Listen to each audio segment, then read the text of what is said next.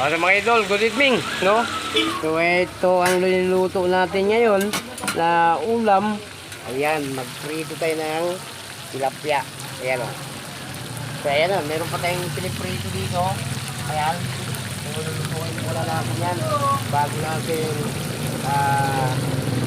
bago tayo kakain mga idol. So ito lang, tilapia muna tayo ngayon dahil hindi tayo nakapamalingki. So marami tayong niluto kanina na salad. So di pa natin makain. So pinalamig muna natin. So ito muna ang natin, yung tilapia muna. Nagpiprito tayo ng tilapia mga idol. So ang kasama ko naman dito, nagprito mga idol. Idol, ito si Ivan.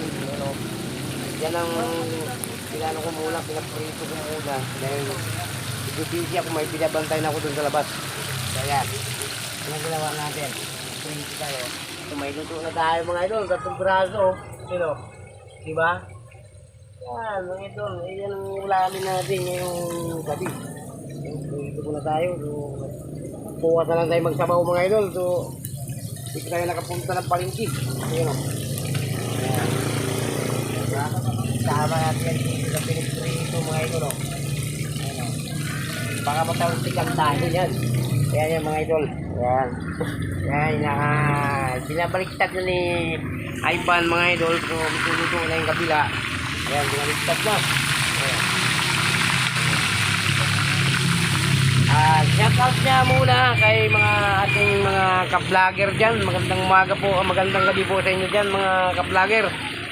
Shout out sa inyong lahat dyan mga ka-vlogger. Mag-ingat po kayo palagi dyan mga ka-vlogger. Vlog na ma-vlog ng mga ka-vlogger para kumita tayo mga idol. At ito, hanggat nagluluto kami ni Ivan ng tilapia. Ayan. Ayan nga. So, palito na yan. 6 na piraso lang yan mga idol. So, sobra na yung mga idol. Abutan pa ng bukas yan. Diba? Anong ulam natin mga idol? Tilapia. So, meron pa daw tayo sa konting pansit daw dito. Sabi niya Ivan, pa-vlog daw niya to. I-challenge natin sa content to sa tilapia. Ayan o. Ayan, may pansit pa tayo dito mga idol o. Konti na lang, malapit na maubos.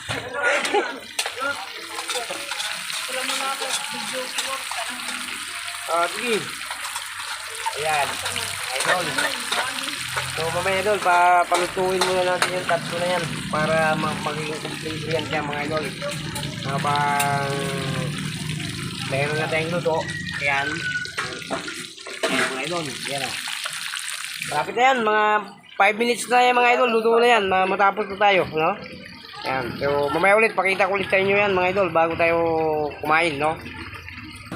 So ito mga idol. Ayan. Balikan na natin.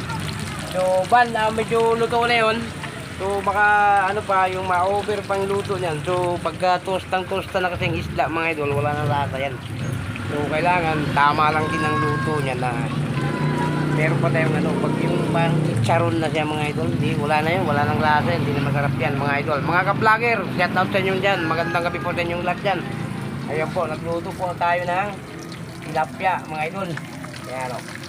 Ayan, luto na yan ban, kunin na natin yan mga idol. So pangit pag yung overcook yung isda ng prito, wala nang lasa mga idol. Yung parang yung chicharon lang, hindi na maganda kainin yan. Tama lang mga idol na malasahan din natin yung ating pagluluto. Di ba mga idol? Ito na! Ayan. Ayan mga idol. So, ayan yan. Medyo marami yan idol. 6 na piraso yan. Malalaki yan mga idol. Yun ang ulam natin ngayong gabi.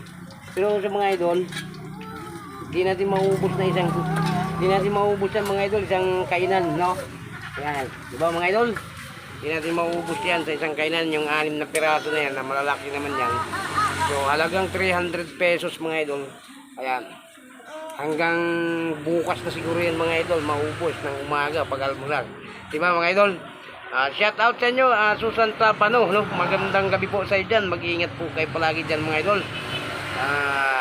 Si Sir Cuarog de los Santos, shout out sa dyan, magandang gabi sa inyong lahat dyan mga idol.